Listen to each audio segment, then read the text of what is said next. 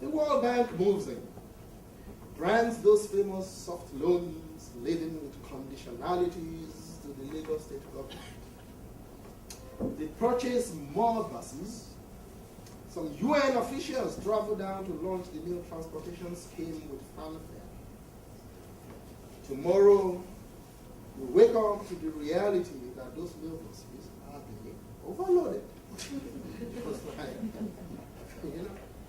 We scratch our heads and return to our seminar rooms in Western universities, our UN and European Union conference rooms, our IDRC boardrooms.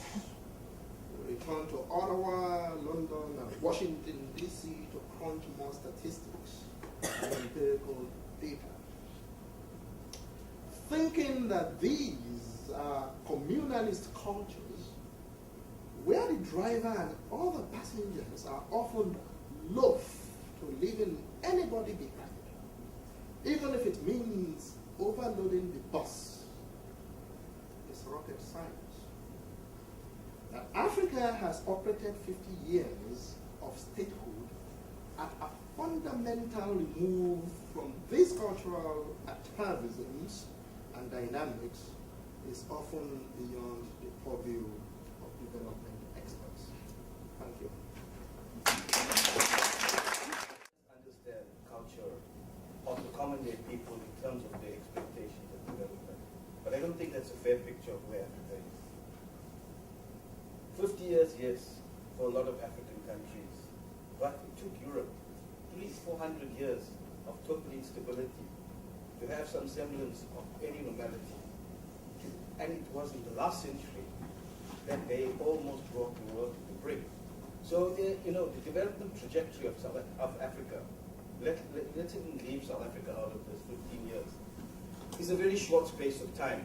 And there are other factors that simplistically just doesn't fall into an argument of just psychological consideration. And that is the issue of slavery, the issue of neocolonialism, and yes, we as Africans have lots to do with perpetuating some of the attributes of colonialism. But there are various other things. You're playing in a football field. You're playing a soccer match where the field is not even. It's never been even, and it won't be even, especially for countries of Africa that are liberating themselves only 50 years down the line. So yes, I understand that we should have a collective responsibility. Our leadership should be a leadership that has a collective responsibility. But I think the picture to paint of Africa just being where it is now, because there is these low expectations and the lack of leadership in driving it, is just really, for me, a picture that's hard to grasp. There's no question in that, it's just a comment. I'm intrigued by Dr. Pius Adesanmi's wonderful theorization on Africa. It shows passion, commitment, and is very erudite. What is nervous about the narration this morning, or this evening, from the beginning, ended up being the answer. And I think he has made a very valid point about the type of knowledge that development agencies have about Africa. That knowledge is totally outmoded, and it comes from a perspective of Africa as terra nullius. There is no traditional knowledge there. There's no traditional culture, no other ways of doing things within Africa that would answer development challenges. And this is totally wrong. Africa has been saddled with all kinds of advices from IMF, World Bank, and we are all witnesses of how much we regressed. Nobody takes a view that because of a general collapse of an economy, there should be a plan to bail Africa out of it.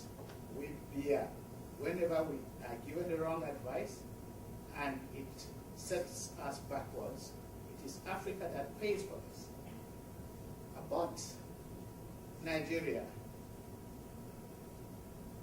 Pius represents a new wave of an enlightenment that is going on in Nigeria, people are beginning to seriously wonder how we came about where we are. And some of those people are beginning to question.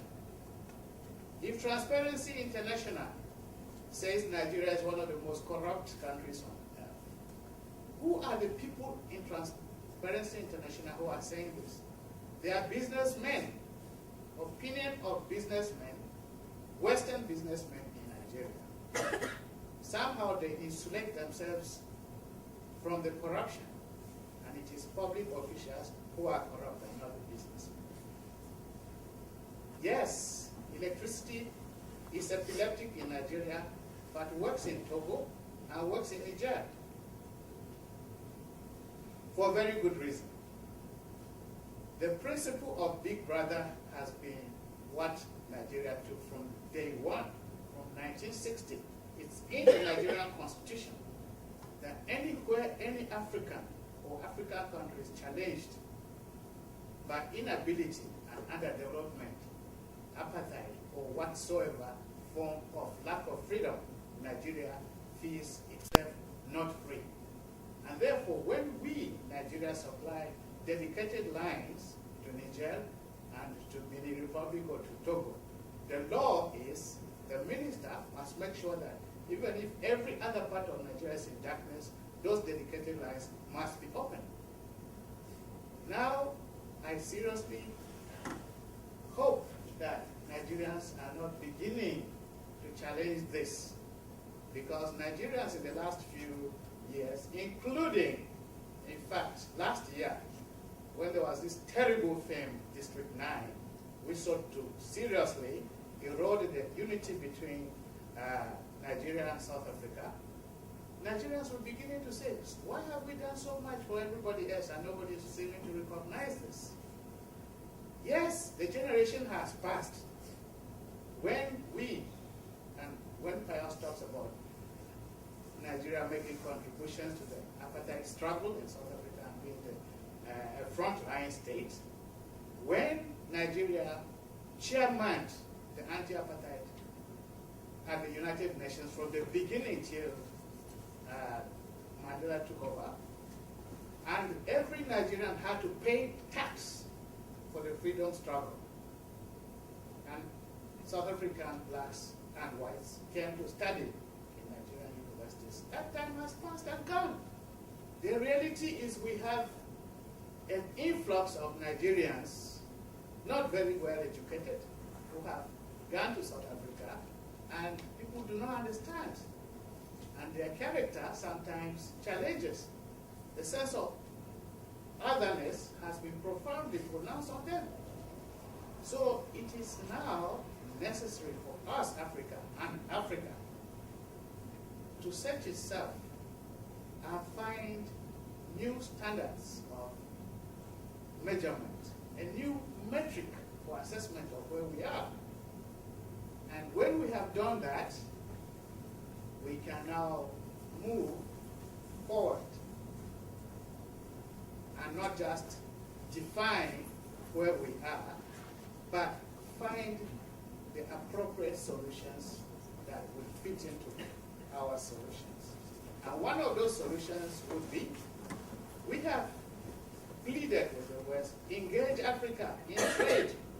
Please don't give us aid. We're sick and tired of it. I've said this till I'm hoarse. I said, don't give Nigeria aid. We don't need it. We have only 3% that comes to us. 3% of our budget is aid. We don't need it. But if you are going to give us aid, let it be in form of partnership. Let us exchange technology.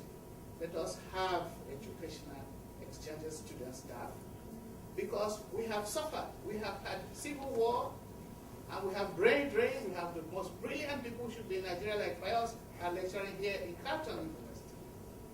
We are saying that invest in Nigeria.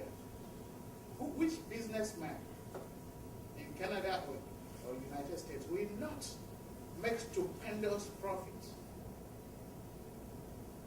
building a rail line to carry those people who were waiting to enter the motorway? They have money to pay. It is just that the means of transport